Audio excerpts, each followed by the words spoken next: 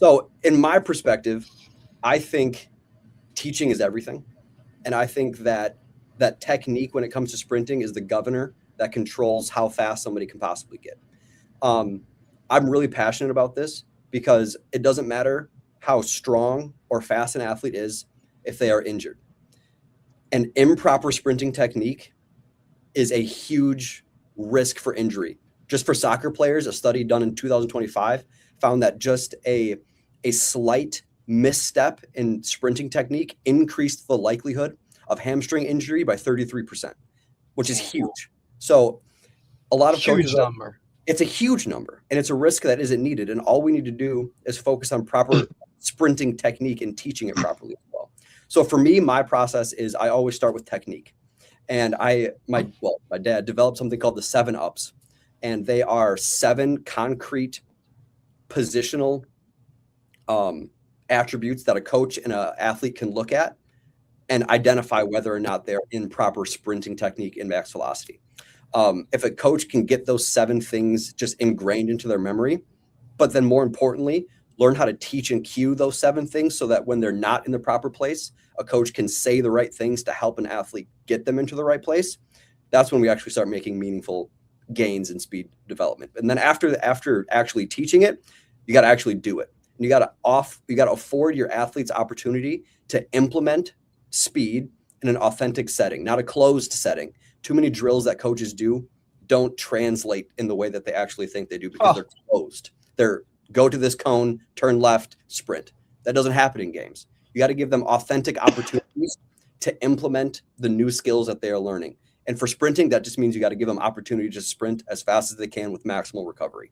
So the format that I use is I start every day with tech, which is just my way of saying a warm-up, but I hate the word warm-up. I never use it. I say tech because we are teaching. We are teaching technique. Tech is the most important thing we do in a day.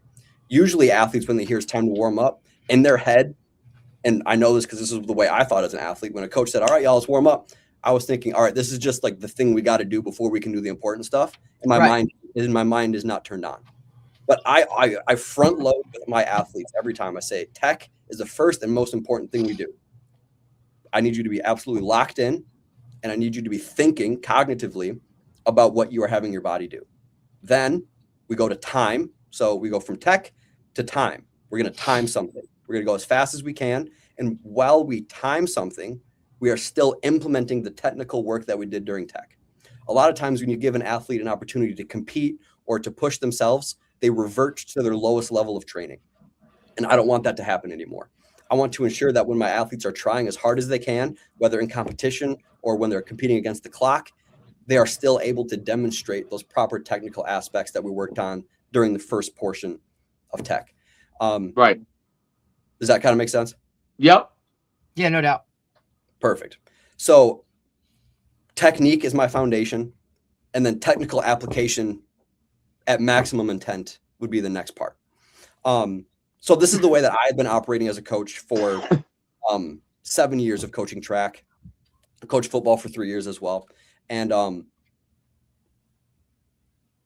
when we ensure that athletes get exposure to max velocity while using proper technique, they always get faster, their injuries reduce, and our athletes just get better overall. So that is my anecdotal response. And part of the reason I did my dissertation on what I did was I wanted to solidify speed coaching as a teaching endeavor first and foremost. So usually when you do research, you're not supposed to go in with presuppositions. And I didn't, but the way that I kind of framed my study was I really wanted to understand what successful coaches thought as it pertains to teaching speed, because we've all heard you can't teach speed. So I thought, well, let's just ask the best speed coaches what they think about that. And they all agreed at an incredibly high percentage that speed is a teachable skill. And the first round of the study that I did, it was 3 rounds. 106. Are we good here? Yeah, we should be good. Yeah, you're good. Yep, you're so good. I did have a question on the you said you asked speed coaches, like, were they like, what do you mean by speed coaches? Were they track So coaches? Were they like, you know what I mean, strength and Yeah. conditioning guys? Were they like, where was that? I'm just kind of curious as to kind of who you polled, who you asked, who you talked to. Yeah, so I had a criteria for Right. coaches that I would send the study to begin with. So I Okay. knew only the coaches who fit X criteria engaged in the study. So the Got it. criteria was as follows. They needed to be a coach of a state or national champion in track and field in the last 5 years. They needed to be a college level strength and conditioning coach. So they needed to have like a CSCS or something like that. Yep. They needed to have published peer-reviewed work on speed training. And the last one was they needed to own and operate a private facility with proven speed development work. So that's the only list of coaches who got access to the study. I can't believe you even got a list out of that, right? Like, those are some pretty strict high-end parameters when you're kind of talking whatever. And you know what I mean? Like, so to actually it took a long time to curate the list. Hell yeah, absolutely. I can imagine. Yeah, but I got a pretty big list. I sent out over 500 solicitation emails. And then that first round, like I said, had 106 respond. And something that was really interesting was, even though I only sent the survey to successful coaches, the views that national and state championship level coaches had differed from the rest, even in my small subgroup, which I thought was fascinating. Yeah. So specifically as it pertains to technique, which only solidified my views even more. So let's see here. I have my specific. So in the elite group, so these are coaches who won state and national titles. 57% of them viewed technique as the most important thing. The rest of the group who didn't have national titles or state titles to their name, only 17% thought that technique was the most important thing, which I found very interesting. Mm-hmm. Then as it pertains to how they actually taught technique, step-by-step progression. So starting small and then building up. So basically exactly what I do with the 7-ups. And then lastly, like the thing that controlled how they taught speed was based on the environment what they were working with. So I'm in Wisconsin right now, or I guess, right. Yeah. And we have a little different. 3 feet of snow on the ground and track season has already started.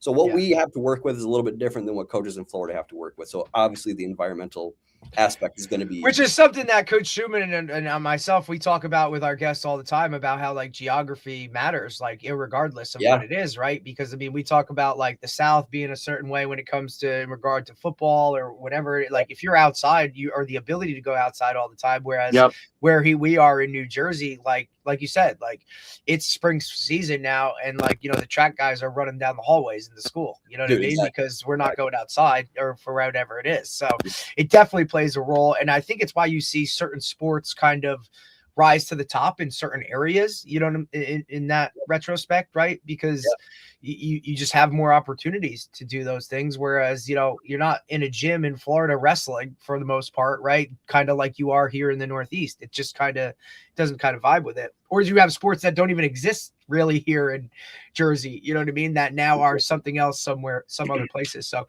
I think geography plays a role 100%. Yeah, absolutely. What kind of training adaptations can places that are in not as advantageous weather situations do to still get similar results to people that have better weather-based situations? That's such a good question. So I do a lot of my like individual personal speed training at a facility in La Crosse, Wisconsin called Three Rivers Performance. And one of the co-authors of our book, Eddie Hodges, owns it. And it's the biggest indoor turf facility in the area, and it's only about 42 yards long. Yeah. So, look, we deal with it all the time. Like, we really do. And this is an upgrade from where we started. I can imagine. Where we had 20 yards of turf to work with. So when we had 20 yards of turf to work with, I worked on 2 things very specifically. I worked on acceleration and deceleration. I tried to think, what are the things that I can get the biggest bang for my buck out of in a small space, which I decided was acceleration and deceleration. So we would take I would do this drill. I just call them 10-yard stops, where I would have kids race each other to 10 yards, but they had to come to a complete and controlled stop by 11 yards. So now we're focusing on acceleration really hard, but speed means nothing if you can't control it. And you have to come to a complete and controlled stop by 11 yards. So that's just one example of how I would train acceleration and deceleration. Deceleration is 80% of non-contact injuries.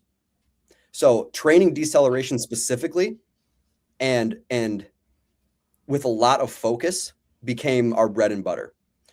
Because if 80% of non-contact injuries happen during deceleration, how can we put our athletes in an advantageous position to ensure that their bodies are strong enough to handle the forces associated with deceleration? So we trained that within the environmental constraints that we had to work with.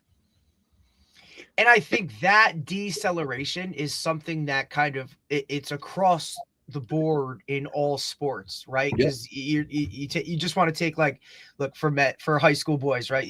The two probably made sports, right? You go football, basketball, right? Just look at that in itself. The amount of deceleration that happens within that world of that constant, you know what I mean? Like when they're in it. And now talk about like, oh, we don't train it, right? Like, oh, it is what it is. Like, you don't hone in on that aspect of it. For now, you have freshman boys that are freshmen, right? Still going through puberty, growing, doing all that other stuff. Now you throw all this stuff, getting bigger, faster, stronger, right? And they just don't even understand the whole deceleration concept, right? Or any of it, where now you want to say to coaches, like, hey, this is a piece of it. This needs to be incorporated into this. Not so much, right? Like, they don't even know what we're talking about. So it's absolutely, it's mind blowing when you want to talk about it. And then kind of the constraints of everything, you know, there's no doubt about that when it comes to weather and whatnot. Cause most guys, especially here, right? Winter comes, it's off season. We're in the way sprinting, right? Non-existent. Yeah. We don't have anywhere to do it. Let's just get bigger, faster, stronger, right? Like, this is what it's all about. But how do we get faster if we can't run and sprint and do all those other kind of things? And we've talked to a ton of guys, you know, that the key to everything is sprinting. So how do you kind of get coaches to buy into that, right? When all they want, I don't want to say they just want to make excuses, but they just want to find reasons to ultimately almost not do it. Right? Because this or that or this or that. So what type of, like, what can you do to kind of sway them to be like, hey, you have to do this if you want your players to be on a certain level? Yeah. One more point on deceleration. Yeah, go ahead, finish. Sorry, I didn't mean to interrupt. Before I lose my thought here. No, that's why you got your notes on the side. Yeah, exactly. It's one thing to train deceleration. It's another thing to teach it. A lot of athletes and a lot of coaches don't know how to teach deceleration and change of direction and agility properly. And all of it comes down specifically to foot placement and how the foot is interacting with the ground. There was a study done that looked at 60 rebounds. 30 of the athletes who did the rebound tore their ACL. The other 30 didn't. And they looked at the difference between the two. And the main difference between the two was that the population that tore their Achilles landed flat-footed, and the population that didn't stayed healthy. But how frequently do you hear coaches specifically teach their athletes how to think about interfacing with the ground with their foot? No. It doesn't happen very often. We just say, we're going to do a couple depth jumps, and we're going to get up out of here. So this is the thing I've been talking to my students about, is there's a difference between facilitating and coaching. Facilitating is like a daycare where kids just come in and the parents just expect them not to die. Whereas kindergarten, parents drop their kids off and they expect the kids to learn something. Whereas a daycare can have a whole bunch of stuff around. They can have nice, shiny facilities, but they're just there to kind of maintain the chaos. Whereas in kindergarten, you got to learn something. I got to teach you something. Exactly. And I think we have too many facilitators and not enough teachers. So that's my final deceleration. It's a great point. It's a huge point. Thank you. So, and the difference is, like, is on continuous correction, right? And continuous coaching. So Feedback. facilitators just run people through drills. Exactly. Okay. And they expect the drills to do the work, right? So, and there is a point where the drills do a certain level of work for you, right? Like, so if you construct them fairly decently, they'll get you to a baseline point, but nothing beyond that. And then when there's corrections that have to be made, or there's errors that cannot, like, I don't know, let's someone changing direction, constantly changing direction with their inside foot, for example, Yep. right? So no matter what you do, no matter how you construct the drill, no matter what you do it, a person continuously does that. A facilitator never changes it and expects the drill to at some point make the Be the correction for them, right? Be the teacher, instead of them taking the time to stop and demonstrate. Okay, even if 8 out of your 10 kids did it correctly, they demonstrate to show what the correct way looks like. And I watch this a lot with coaches, even sport coaches. It drives me nuts. And a lot of people, I guess because of my demeanor, the way that I am, and maybe because I'm getting older, it drives me nuts watching kids do things over and over wrong, especially when, like, I'm an assistant coach. Yep. And the guy in charge doesn't correct it. Yep. Okay. Like, I want the assistant coach to come in and if I'm missing something as a head coach, to stop me for a second so I can stop the drill so they can explain something quickly, right? We don't want to slow everything down, but we want to be able to quickly explain something so people can go. I want you to talk a little bit about the importance of the quick corrections and the differences it makes, because I think the facilitator, from what I've watched, I brought my son to a lot of different places, and I owned speed schools for a long time, from 2003 to 2011, and I focus on it with my athletes now. But one of the things that we learned way back then was that, like, you've got to be able to continue to make corrections. Like, I always thought we did a really nice job at that and taught these things, and obviously science continues to evolve even what we were teaching back then. But it's amazing. It's amazing how many parents are really, they think they're sending their kids to a speed trainer, and they're literally dropping them off just to get buried, like, Yep. literally to get buried at a workout. Like, Yep. and then they wonder why their kid goes to a like you did, a combine, okay, and they run a poor time. Yep. And they can't figure it out. My kid spent 3 years speed training here. You know what I mean? So I'd love for you to expand on that. And the other part of it, obviously, there's consistency too. Yep. But expand a little bit on that. Is there an optimal group size that makes sense that you could still teach? Okay. Where, because this is the biggest problem for a lot of these speed coaches, I think, and you probably would agree with it.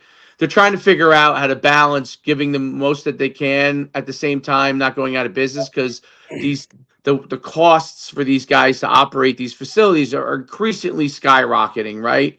And if you're in Florida, yes, you can go to a field and you're lucky. But it's really the northern states, which is what puts them in a disadvantage. Yeah. Because the cost is so high, and they're trying to keep the costs down for their customers. And talk a little bit of what optimal group size is, those kind of, just, you can, I'll let you run from there, because I know you know you want to say here already. So yeah. Okay. So, oh man, you said so much there. So I think optimal group size is obviously one-on-one. My favorite training that I get to do is one-on-one. That's not practical. I'm not making a living as a speed coach, so I have the luxury of taking one-on-one clients. But this is something that I'm so passionate about. When I'm coaching track, and this is the first year that I'm not coaching track in 7 years, because we're going to have another daughter in the spring. So Congrats. Congratulations. Thank you. The quote that I have is, I try to teach myself out of a coaching job.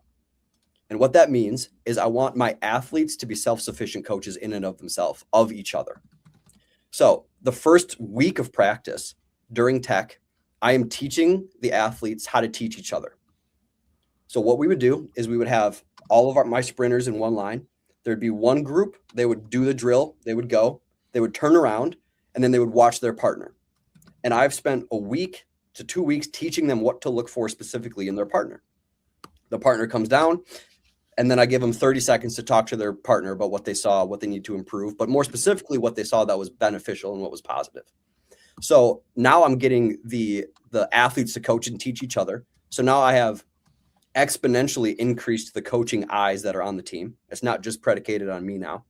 But I'm also developing a culture where it's good to identify errors, it's good to identify positivity, and it's increasing the camaraderie and the culture within the team, because the amount of conversation that the athletes are having goes way up.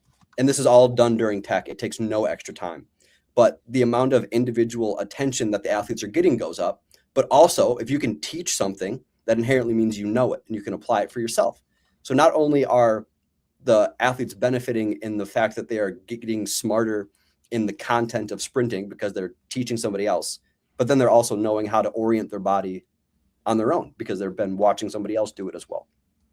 So I've used that technique from my high school track team, but also a couple summers ago, for a couple summers in a row, we worked with a local soccer program that had 200 kids, and they wanted us to come in and do speed work twice a week for 30 minutes with 200 kids aged 9 to 18. And I said, okay, how many coaches are you willing to pay? And they said 2. And I said, all right, we'll figure it out.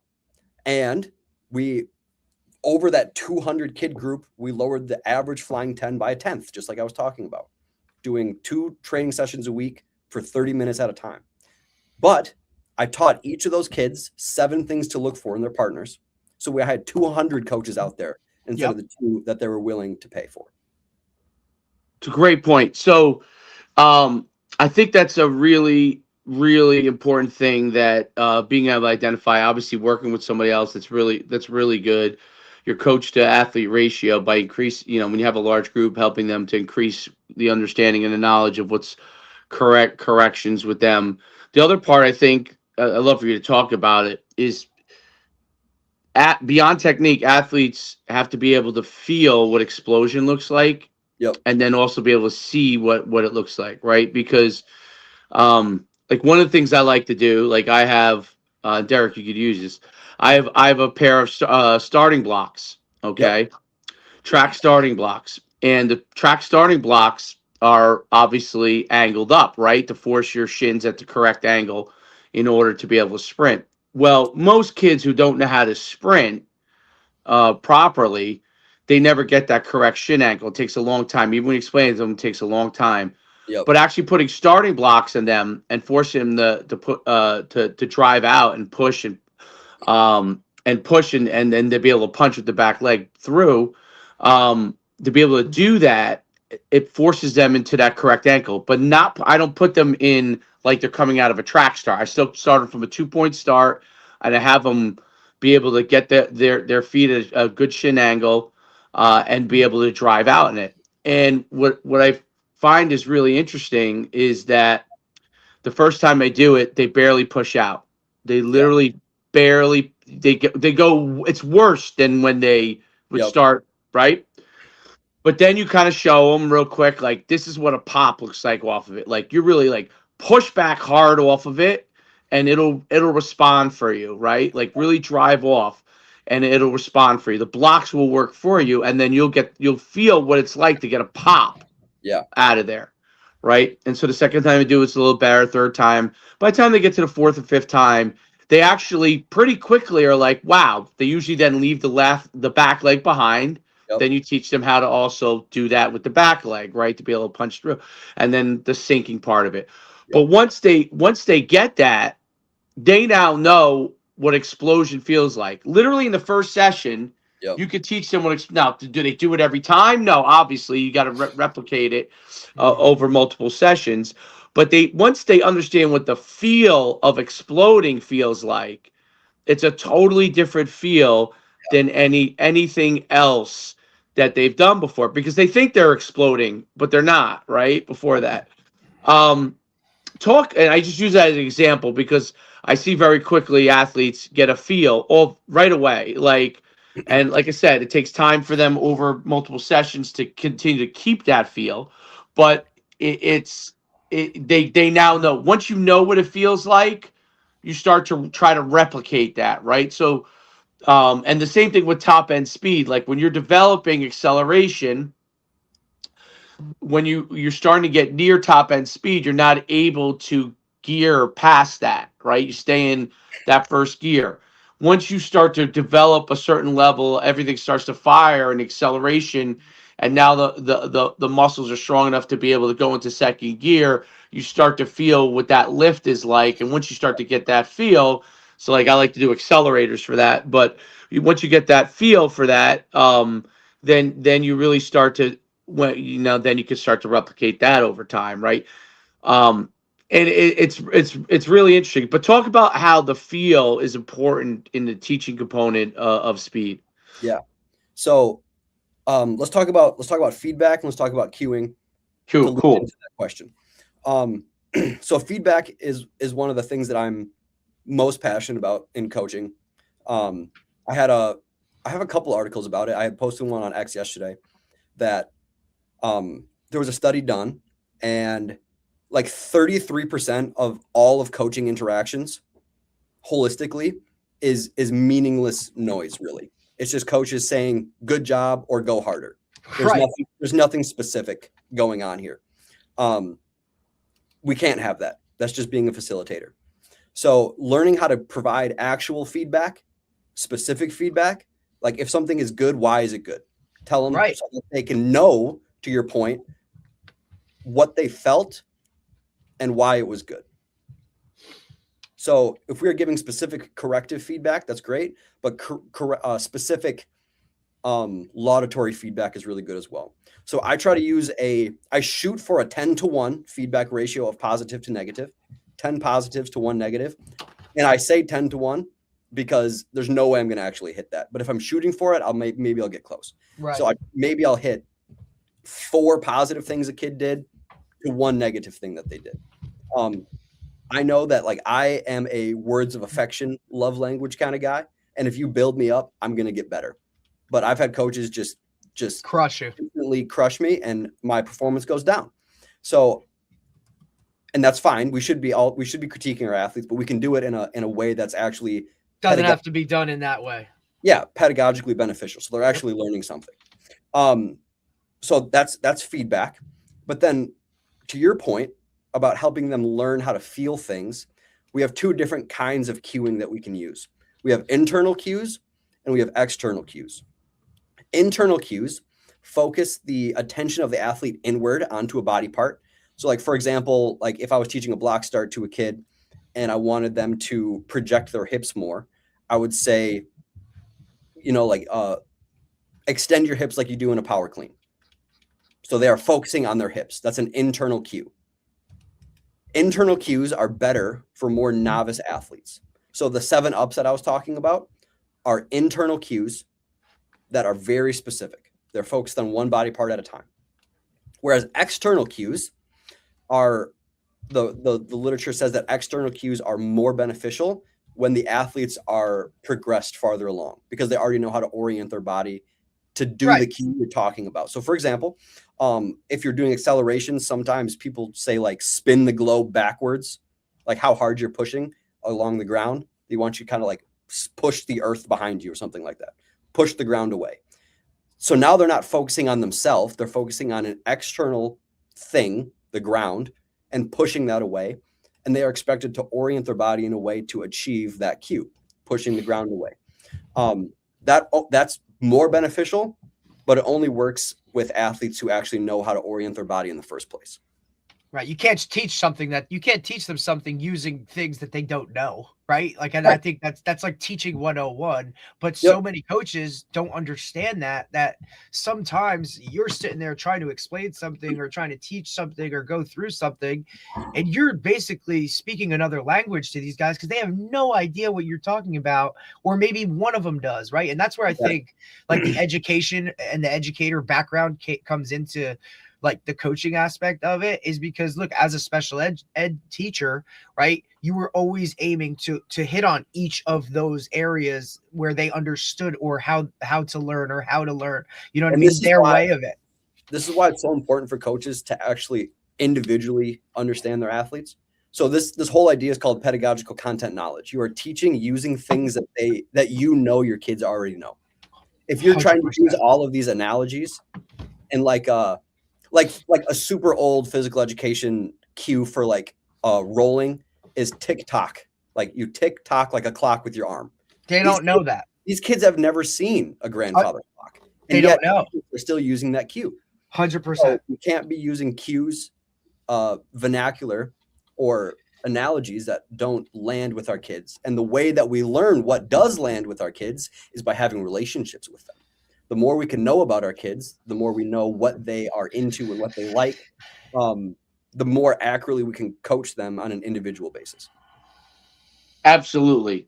It's cues are very important. I think you have to be able to continue to adjust it based off of what you see their development is, and one cue might work for a certain time and might not work for a long term. There's different stages to it all. No doubt. What with respect to like as far as from so we talk a lot about speed versus strength and where they all relate, and there's so many things going on, and strength coaches, I mean, TikTok and Instagram is littered with this kind of battle. Beyond. You know what I mean? Yeah, right. It's actually very interesting, by the way. It's like World War, like I don't know. Straight. Most people generally accept. Obviously, you need a certain amount of strength base, right? I mean, that's. You'd be pretty stupid to think that you don't need a certain level of strength base, obviously, to be able to start to generate force. And everybody's at different stages from that standpoint. But the battle is obviously, does overloading levels of strength in certain capacities inhibit the ability to develop explosive speed and high, top end speed, and are there parts that are more important, like movement of the bar versus what level of sprinting. There's always kind of battles going on, and my overall thought process is that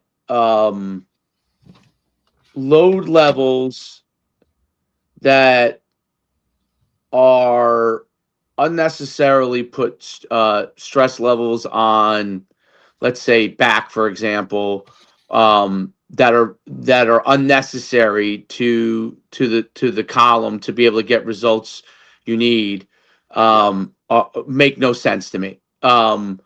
Meaning, like, does a guy need to be an 800-pound squatter, for example? You know what I mean? Now, an offensive lineman, I could see how more squatting is obviously going to be.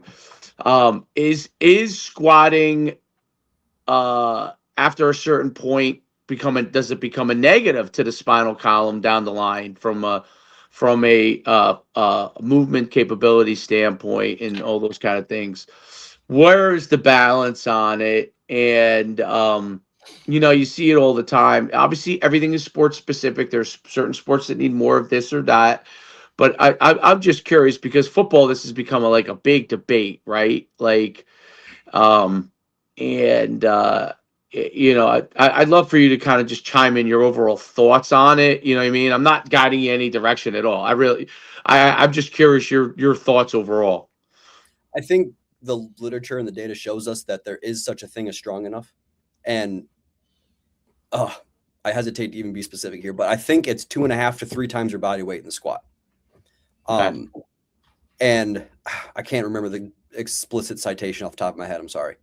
But I think that's what has been agreed upon from the literature. And then anything over that is good. Strength is never a weakness, as they say. Right. But if you're just trying to develop like just raw sprinters, there is such a thing as strong enough. Some people are going to hate that, but it's true.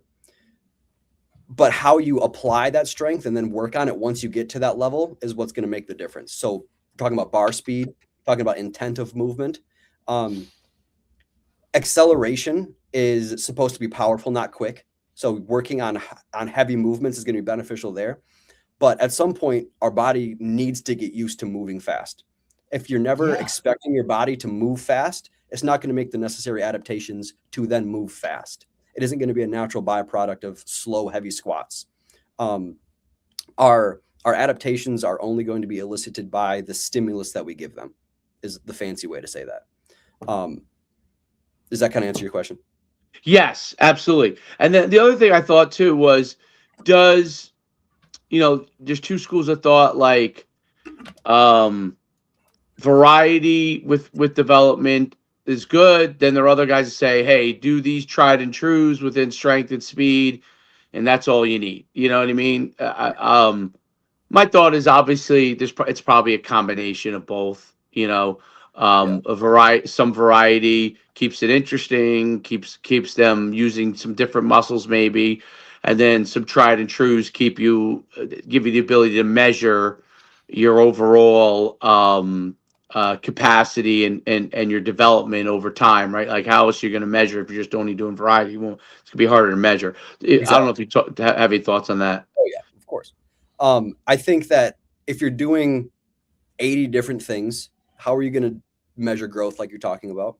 But also, you can do the same things in different ways to elicit different responses.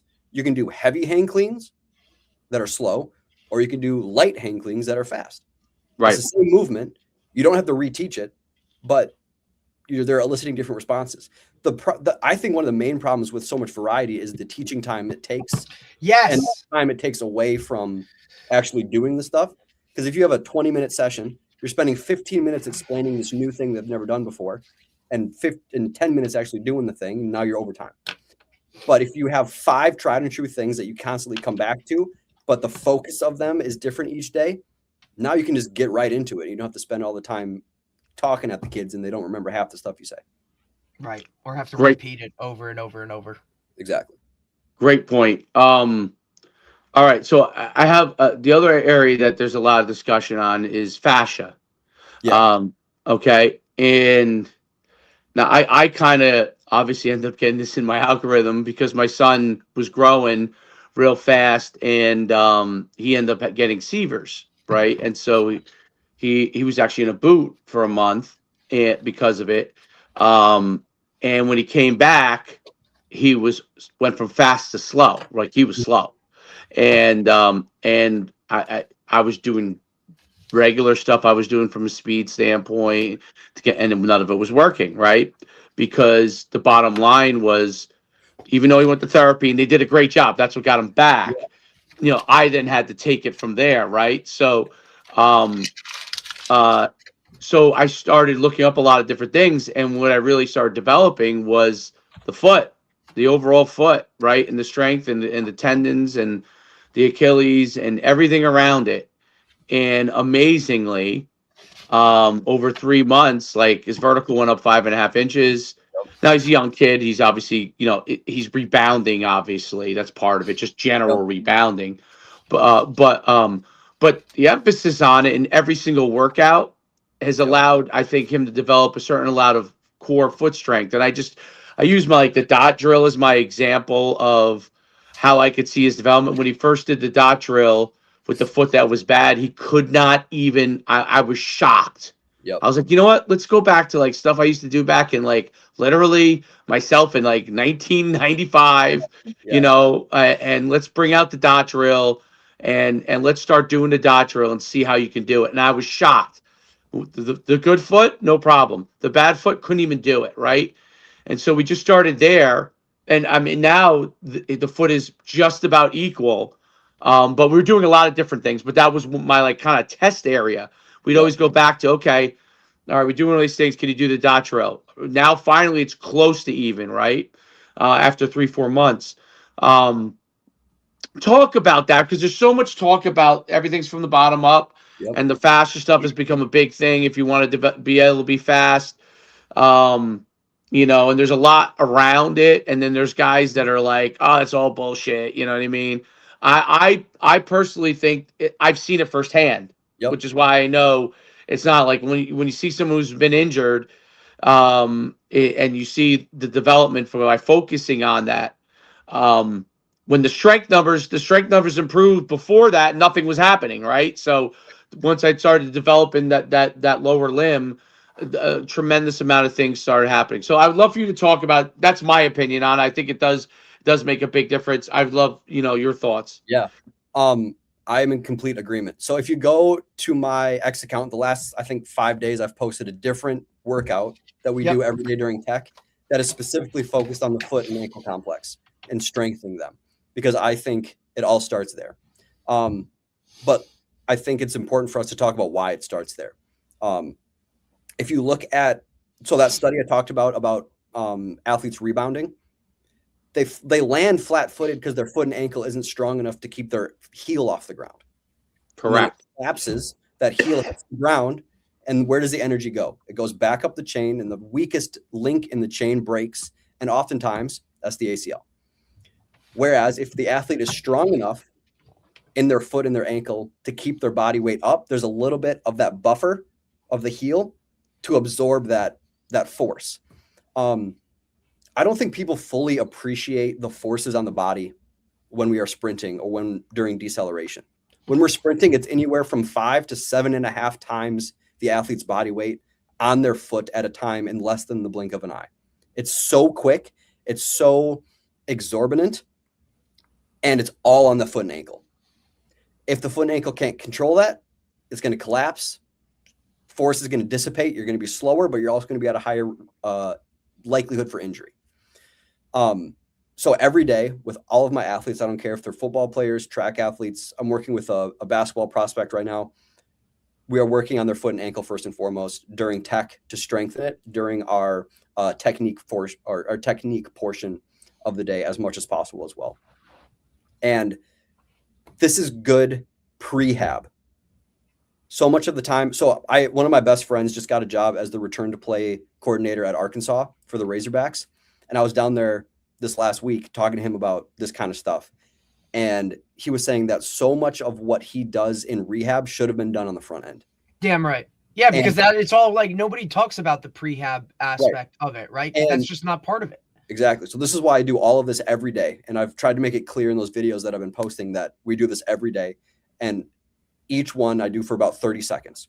And by the end of the season, my weakest freshman girl can hold a ISO hold with their heel 3 inches off the ground for 30 seconds, like a stone statue without moving. At the beginning of the season, she could not do that. But now she can, because her ankle and her foot have been strategically targeted every day at low risk movements, specifically ISOs where there is no movement. Right. So I'm incredibly passionate about isometrics. Yep. Yeah, I agree. We're big proponents of it. Yeah. So I think I've gotten lots of good feedback from those videos I've been posting, and I'll just keep doing it. But I couldn't agree more. I think foot and ankle strength is so indicative of success from a performance standpoint, but also from an injury mitigation standpoint. Yeah, it makes so much sense, and when I started to see it, I realized that's what was missing, and it was missing from a lot of kids, and even really good athletes struggle with some of the movements, right? Because they might just be explosive, but they haven't developed the capacity, and that's where you see a lot of times great athletes that blow out an ACL or injure something that really ankle wise that shouldn't have been injured if they just kind of focused on some of those areas.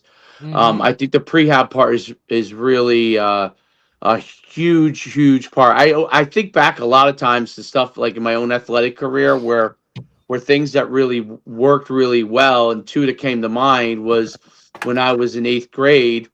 I round the corner carrying a football. I just shot up and gained all this size and strength and speed, and came around the corner and as I accelerated, I popped my hip flexor.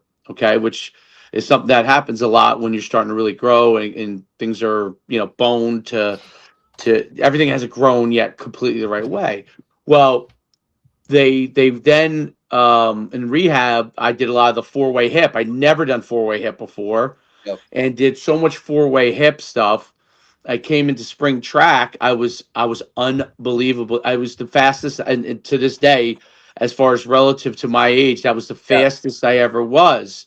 And I thought the largest part of it, thinking back, was the four-way hip. Now, throughout my career, because I had that injury and because I was kind of a diligent athlete, I always did stuff for my hips manually. Yep. But nothing ever really replicated it was hard to find the four-way hip. Like UConn, Right, exactly. where I played football, we didn't have a four-way hip at UConn.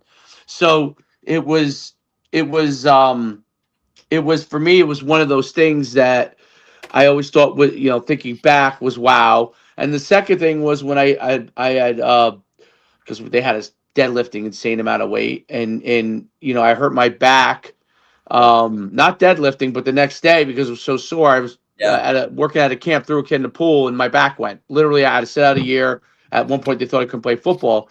But my therapist, I did this litany of back and stretching exercises, strengthening exercises. Now some of it you would think would almost like yoga-esque, but it made a huge difference. And she told me I had to, when I came, I had to do it every single day, including when I came back, if I wanted to have success in the morning and night. And the truth was, it made all the difference. I played 2 years, had relatively few problems. Doesn't mean that as an adult, I didn't have to go. I continue to do it to this day because it makes a huge difference for me. Yeah. And then I added in the inversion machine now, which is a godsend, the inversion machine, but which takes everything I was doing to a whole nother level. I wish that was available back when I was playing. But it's those things are all prehab based things that enable athletes to play. I can't tell now. Much more so, coaches are starting to get hip to that, But they're explain to people the difference between warming up when you're like, you're doing speed based stuff like high knees and skips. That's one thing, but then the ability to do prehab before you do anything, before you even do those things. Yep. So this tech that I've been talking about is one of the things I'm most proud of from my coaching process. It is a isometric, plyometric, technique enhancing, maximal effort core workout before this workout even starts. During tech, I'm again teaching proper technique. We're doing isometrics, we're doing plyometrics, we're doing core work, and we are also competing a little bit. Again, all before the actual workout even starts. It's priming the central nervous system, it's priming the fascial system, and it's focusing explicitly on the high risk areas before we actually ramp up and go 100%. So even in how my speed days flow goes, we are incredibly preemptive from a teaching, but also injury mitigation and strengthening standpoint. It's so important. It makes all the difference. I'm curious too. So it's one thing, obviously, you're applying these things. When coaches come to you and are trying to figure out like how do they stage their workouts to include these things, time wise, you know what I mean? That's always Derek, by the way, his power went out, so I don't know. He just texted me, but that's why he's gone. Talk about like percentages of the workout, how much time is needed in the workout, because I'm not become a big believer in like microdosing the workouts, because I feel like coaches lock themselves, because of parents, right, into an hour, trainers in particular. I locked myself into an hour. What am I gonna do with this kid for an hour, right? Well, what you end up doing is a lot of busy work because of it, right? So talk about how the breakout time was and what should be, and what do you think, like the percentage of each element of what they should be doing? Yeah. So in the off season, or if I'm just doing a speed workout with a client, is I use something that we developed called the 3 T's system. So we got tech, we got time, and we have tourney. So we start the day with tech. We're teaching, we're doing all those isos, plyos, we're getting our body ready for time. we do a timed something. So it could be change of direction, max velocity, acceleration. And then we finish with some type of game, a speed game that is focused on what we did during time, but in a competitive setting. I think authentic application of the skills is where things are really solidified. Tech is, depending on the group, depending on what we're going to be doing for time, could be anywhere from 10 minutes to 15 minutes.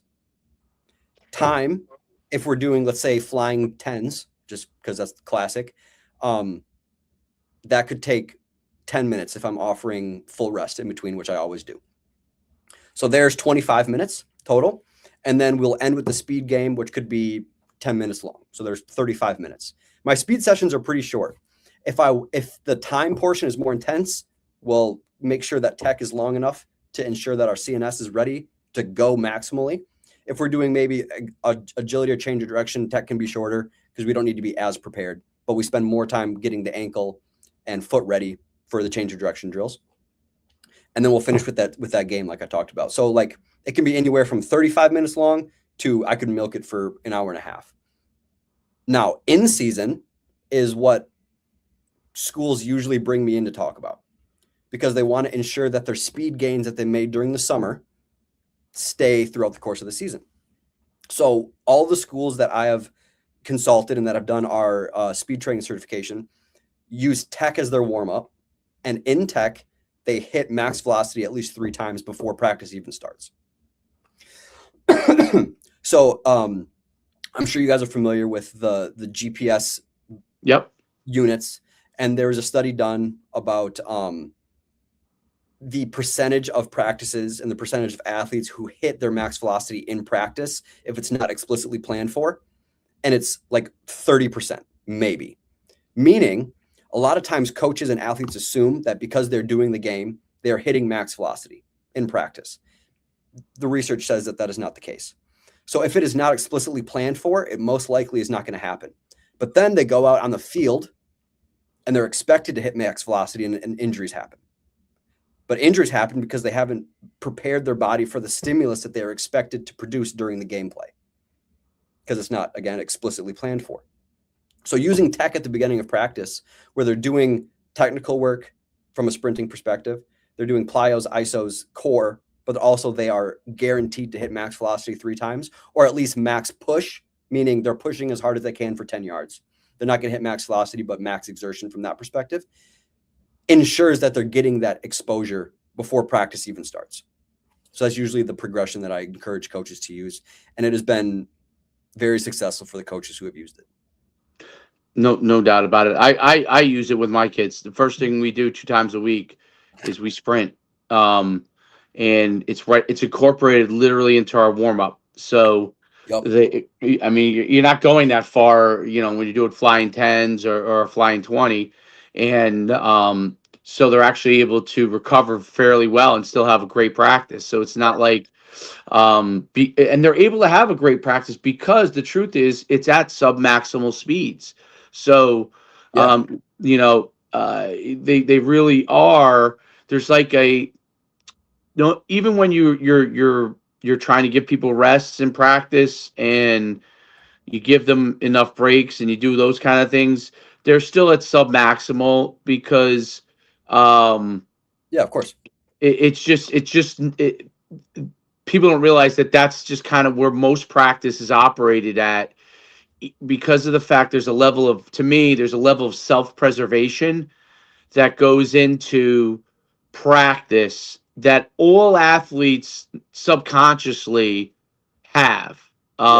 They subconsciously have, and that's why it's important, I think, to do that at the beginning of a practice, because now you don't have to worry about you already got them to maximum speed levels. You don't have to even worry about if they don't get to that point in practice. Exactly. Because you've already tapped it, right? Am I correct on that? Or yeah, absolutely. That's exactly the thought process. Yeah, and it's one of those things that, like, and when people do things at the end, like, I mean, I'm against, whatever you want to call them, suicides. I'm against those because I think those lead to injury. I have found the obviously when I'm not coaching, like let's say my son or his friends are playing on a team, and that's what the coach does. You know what I mean? Like you have no way around it. My thing is that I always try to do a post-hab kind of thing with them after that. Yep. So if I see that there's a coach that does do that, because obviously, when you're the parent, not the coach in the situation, right? You're not going to be thought of too kindly if you go in and say, "Hey, I Yeah. came out, I do this for a living," and you know what I mean. So it doesn't matter who you are; they're just not going to take that kindly to it. So my thing, I've always told my son and his friends that if a coach does do that, right, your job is to do what the coach asks you to do, because otherwise you're not going to be on the field. Yeah. But it's more important than ever that after practice, whether it's at home or direct right away after, that you do a post tab on that your process. Like fascia is a big part, I think, for that from that when you get into that situation, some level of stretching or yoga-esque kind of things that can help bring you down. I'd love for you to talk about that because most kids live in that reality. Obviously, we talk about the world where we'd like to educate coaches to do that, and Yeah. there's more and more guys that are doing it. And probably in 10 years, you'll Yeah. have the majority of them do it, but you're still gonna, as guys are catching up, you're gonna still have guys that are not. Talk about that part of the process for them. So this is so interesting because the research says this, but also my own students, when I task them with leading the class through warmups, they exhibit what I'm about to say as well. So coaches will resort to what they experienced even when they didn't like it. Yep. So, for example, in my techniques of speed coaching class, the first week of class we talk about negative happenings, if you will, from their athletic experience growing up. They'll talk about how they didn't like doing gassers at the end of practice, or they didn't like how their coach never gave specific feedback. They didn't like X, Y, and Z. But then when it's their turn to coach the class through a speed session, they end up doing the very things that they said they didn't like. This happens because that's what they were exposed to. So this is something that we as coaches need to understand, that was when we are coaching our kids, we're not just coaching them in the sports, we are inevitably coaching future generations because we are showing what is and isn't acceptable to our athletes currently.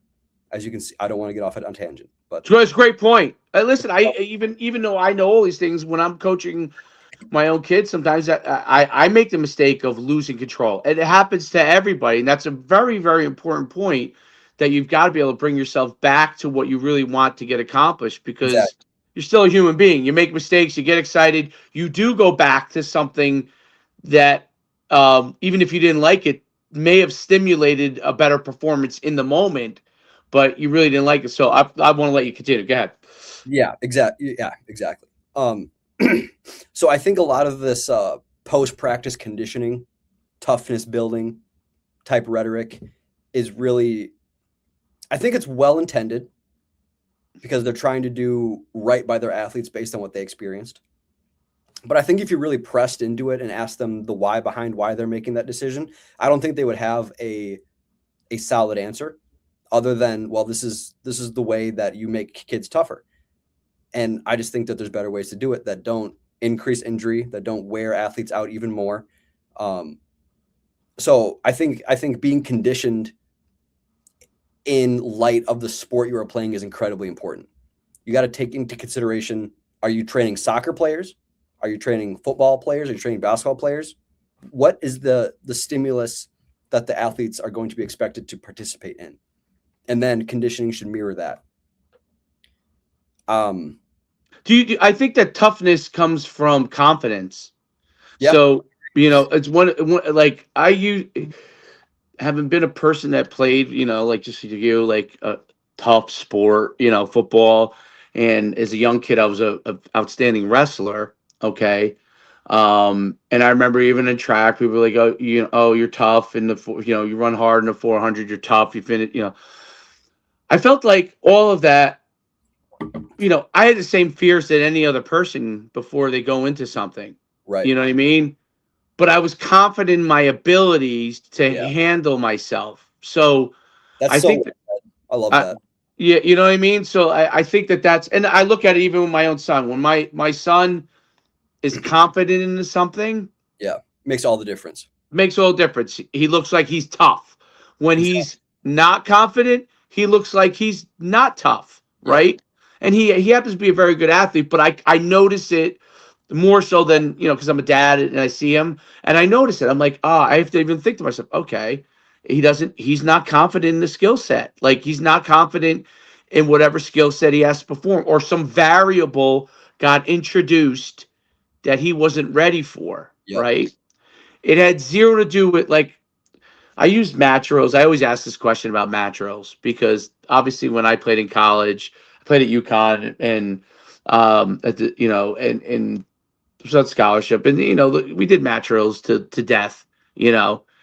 And I always thought that like there were guys that were like, if you got a street fight with them, were Right. horrible at the match You know what I'm saying? So Yep. it wasn't like that they weren't.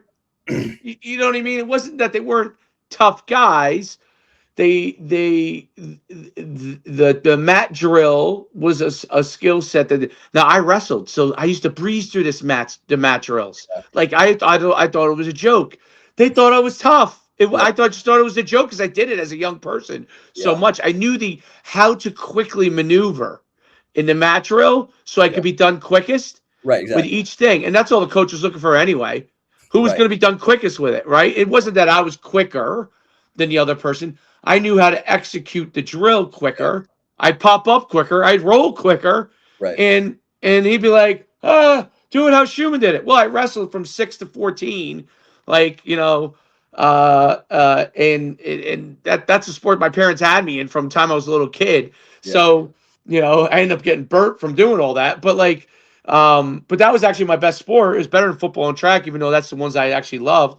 But I remember in college when they were introduced it, like, oh, this is torture. I never found it as torture. Right. So That's what are we teaching? When I see these match drills in spring ball, I could tell you, just show me who the wrestlers are, who wrestled in high school, wrestled in youth. I could tell you that they're going to be the best at the match drills before you even start. Yeah. Yeah. So I'd love for you to talk a little bit about those kind of things too.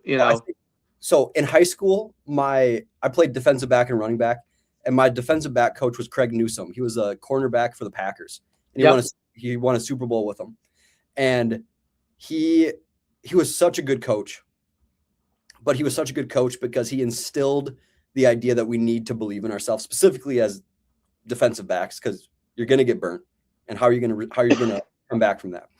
But I remember one day, I think I was a sophomore, he said, you need to believe that you're the baddest man on this field at all times. And after that day, I was like, I'm going to believe that. I wasn't the strongest. I was one of the fastest, but I was never one of the strongest. And I just believed without a shadow of a doubt, no matter what was actually happening, that I was the baddest man on the field. And he told stories about having to cover Jerry Rice as a rookie and how he believed that he was better than Jerry Rice. And he told a story that he was covering him, dude caught it, punched the ball out, picked it up, scored a touchdown. And he's like, that is just a result of having confidence in ourselves. So I think I love how you said that confidence is what results in toughness. I've never heard it put that way. So I'm going to steal that. That's mine now. I appreciate it. Steal it. There's no doubt. I don't have a patent on it, so it's all yours. I found it just from all the years of coaching and people are like, well, I turned a team around that was probably one of the worst in the state. Well, no, the worst in the state in New Jersey. And they had to go JV. Then it came but within 5 years, we were in the state championship. And I said, like, I had some of their brothers who are actually more talented. But the difference between them and the younger brothers were that they were in the system longer and they were more confident in the system. And then therefore they looked tougher than their brothers and they looked like better players. And they ultimately obviously performed better. And it was because they were in the system. They were more confident. They began to believe in themselves. And then they became tougher. And the whole knock on the program was the kids weren't tough. You could find athletes here, but they weren't tough. And then all of a sudden they were the toughest guys. So, but it was because they were coaches prioritize toughness over actually winning. Yes, I agree. It's so stupid. It is stupid. It is right. So you're tough, but you're slow. You know, Right. like that was the other thing too. Like, I always thought like, which is why I love the measurement component to everything. Like, I need to know that you're explosive. Okay, okay. There's a difference between being like there might be one guy who could bench 400 very slowly, Right. and there might be another guy who could bench 400 and move the bar much faster. The guy who moves the bar faster is going to win. Yeah, Okay. exactly. Provided everything's like equal, like meaning one guy's tiny, I'm kind of providing everything else is equal, right? And it's the same thing from a speed standpoint, right? So you need to be explosive, you need to be fast. Because if you don't have the explosiveness, and obviously weight training there's a certain level of explosiveness that comes from that. Yeah. And then obviously speed training and acceleration develop the speed quote unquote for your sport. Those trump to me in most sports. There are sports, but I could probably make the argument even in sports where it's not a main priority. Because, like for example, baseball. Well, if you have a certain amount of explosiveness and bat Yeah, speed, that exactly. ball is going to go farther, right? Yeah. Same thing with a pitcher, right? So it all kind of relates. It does. Those two things, then the skill begins to matter. If you prioritize the skill in front of those other two things, or at minimum coincides. I understand that maybe it's coinciding, at the same time, but it has to coincide at minimum, Yep. right? If it doesn't coincide with what you're doing, and skill becomes first, the athlete will catch up. Yep. The athlete that's explosive and faster will catch up and pass you. And it's one of the things I always try to drive home to parents, because they focus heavy on skill. And I said, well, okay, I use for basketball as a great example of this. Kick and shoots the lights out, very small, very skilled, but not incredibly quick. Now, if you're super quick and you're small and all those kind of things, yeah, you're gonna be able to do things, but not super quick. But like if you got them open, you can shoot the lights out. Well, Yep. what's that person gonna do with a person with longer arms on them and 2 inches taller and same level of quickness? They'll never get their shot off. Never get Right. the shot off. And they're like, well, he doesn't miss shots. I'm like, he won't get open. If he does Right. get open, the other person will recover and block their shot. And so that's one of the things that, and you see parents get stuck. All of a sudden, I did all the right things, quote unquote, skill wise. Yes, but you didn't develop the part that would make all the right things you did better. Right. And because and then they get frustrated and they just assume that this person was genetically better at athletically. Meanwhile, they could have developed it. Now, if you got all those skills and you got close enough athletically, even if you weren't now, because you got close enough athletically, now your skill can take over. But if you don't do that, it doesn't matter how skilled you are. And you see it a lot of times with like, when they're really young, a taller, bigger kid in basketball playing center dominates maybe when they're 9. Right. But when they're 11 or 12, there might be a skinny kid that's out rebounding him. He's just getting to the spot quicker. He's not he probably not even boxing him out. He actually may box him out because he might be quicker to get to his hip and get more force generated, which sometimes is mind blowing to those parents. You know what I mean? Right. Exactly. And I try, and sometimes it falls on deaf ears, but I'd love for you to close with kind of your both science and anecdotal, right? Because some of it's always a combination of what you think parents can do and coaches, 3 or 4 things that they can walk away with this and say, if you do these 3 or 4 things, you're going to help your athletes. Yeah. Treat speed like a skill that can be learned. And then do everything you can as a coach and as a parent to learn how to teach the specialized skill of sprinting. Because as Howler says, speed is the thing or the tide that raises all ships. And that's, I think, is 100% true. But if you don't view it as a skill, then you're not going to produce a system to teach the skill. So the fundamental belief in the first chapter in the book is just talking about the pedagogical belief, the belief that can be taught, and developing that if you don't think speed is something that can be learned or taught, you're not going to take the time to learn how to do it. You got to have that belief first and foremost. And then once you do that, you got to be consistent with it from a training perspective, but also from a coaching perspective. Coaching and teaching is a skill just like learning how to sprint is in and of itself. If you're able to do that, it's going to be much better.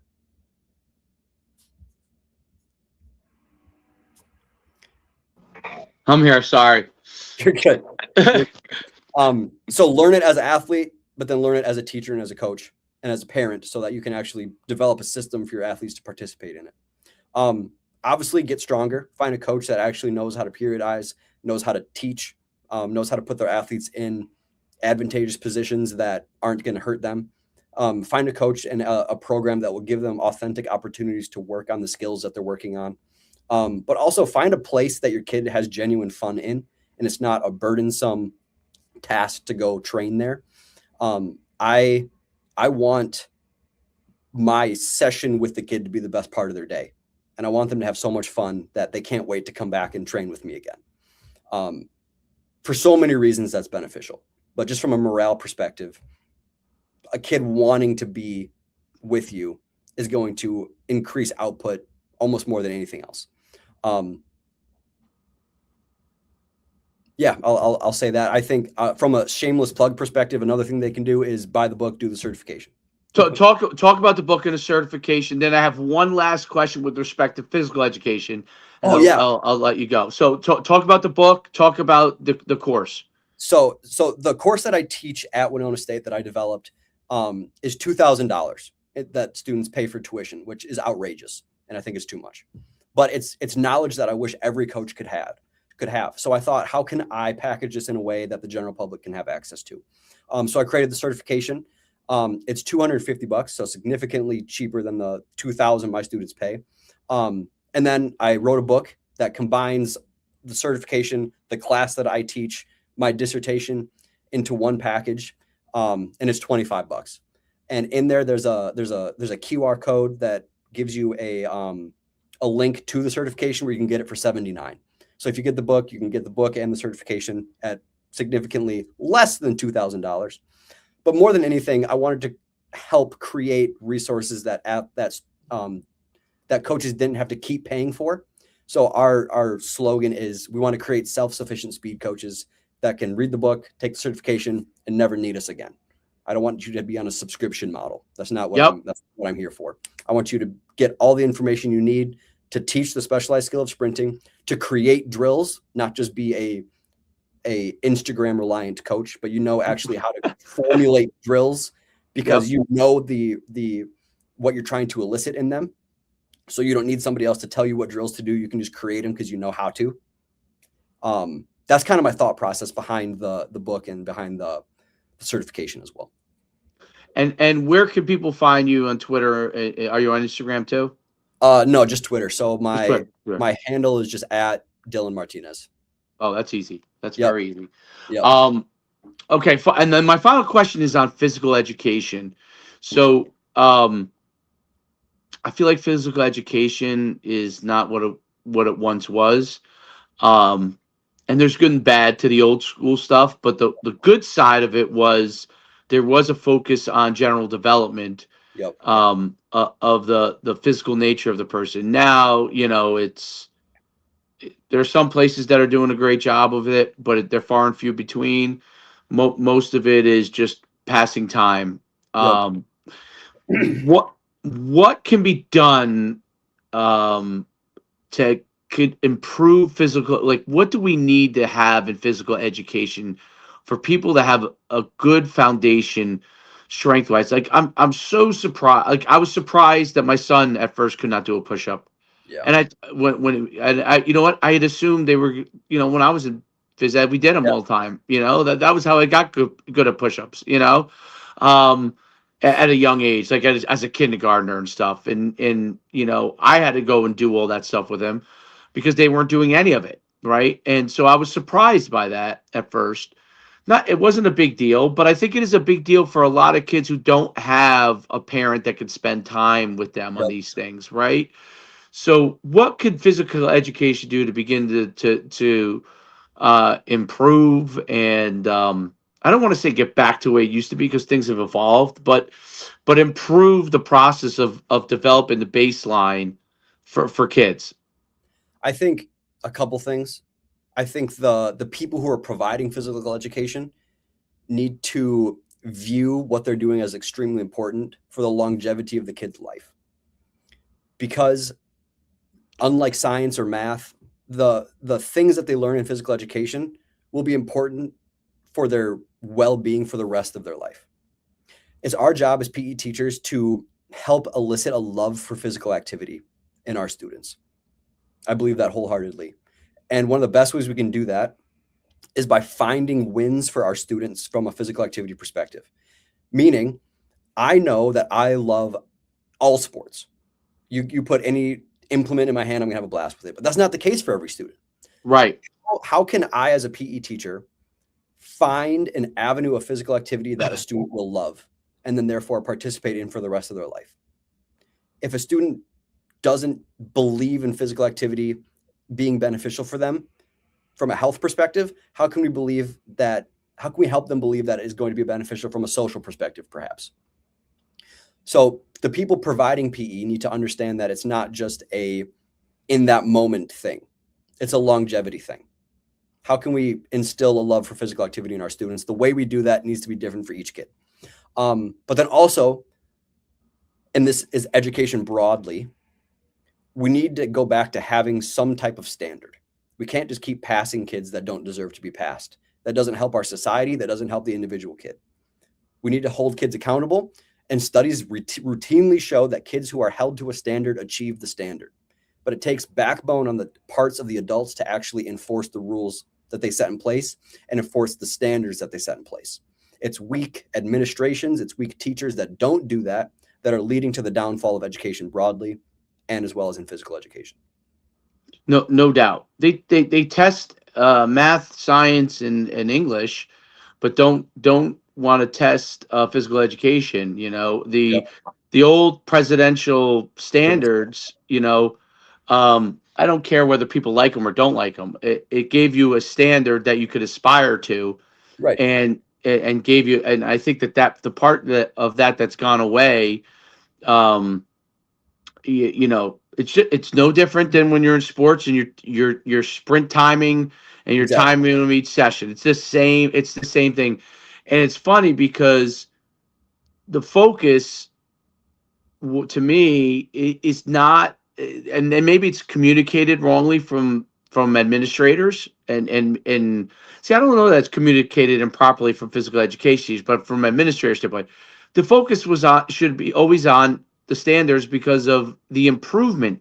Are you Yeah. improving Right. your capacity to be able to get closer to that standard? It's not, you know, if you went from 1 push-up to 2 push-up, you might have accomplished more than someone who went from 20 push-ups to 22, right? Exactly. Because percentage-wise, you improved 100%, right? So, and I think that the fear of talking about that, they're focused on the N number versus the improvement number. And I don't That's know. I mean, I'm sure you're in agreement on that, but like that's one of the things that I really think is such a big deal, and I love, you know, you're one of the drivers behind all of that, so it's great to see. I mean, you're doing so many great things. It's awesome, and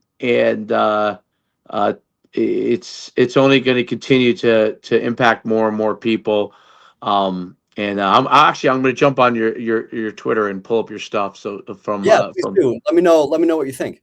Yeah, absolutely. I'm gonna go pull it up and I'm gonna take it myself. So, and go from there. But thanks so much, Doc, for coming on. Thank you so much for the invite. It was so fun. I learned so much from you, so I appreciate it. No, it was great conversation. I mean, I think the conversation is so important, and you know, it's really moving things in the right direction. So I wish you the best of luck and have a great day. And, you know, if you ever want to come back on, something you want to bring up or and talk further about it, we'd be glad to have you on again. Thank you. I appreciate it, man. Thank you. Have such a great rest of your day. God bless. All right, you too. Bye-bye. Peace.